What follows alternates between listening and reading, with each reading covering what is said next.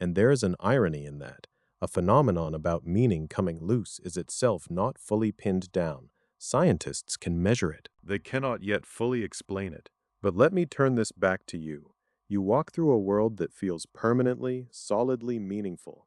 Words mean things, faces are familiar, objects are what they are, and none of it seems to require any effort.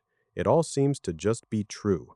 A door is a door, your friend's face is your friend's face. These things do not seem to require your brain to be doing anything at all. They just are. But the trick you just tried reveals the truth underneath. All of that meaning is being generated continuously by circuits doing quiet work that you never notice.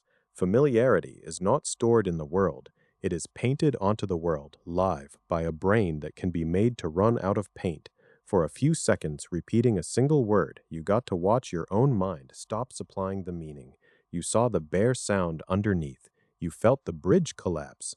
Every word you have ever understood was your brain choosing, every single time, to connect a noise to a thing. Every face you have recognized was your brain choosing to supply the sense of familiarity.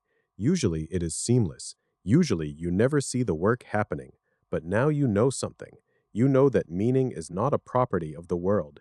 It is a signal your brain is choosing to send, moment by moment, tireless and invisible. And now, when you walk through a day where everything means something, where words carry weight and faces feel familiar and the world feels solid, you know what is actually happening underneath.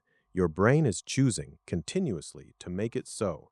And for a moment, with a single word, you got to see what happens when it stops.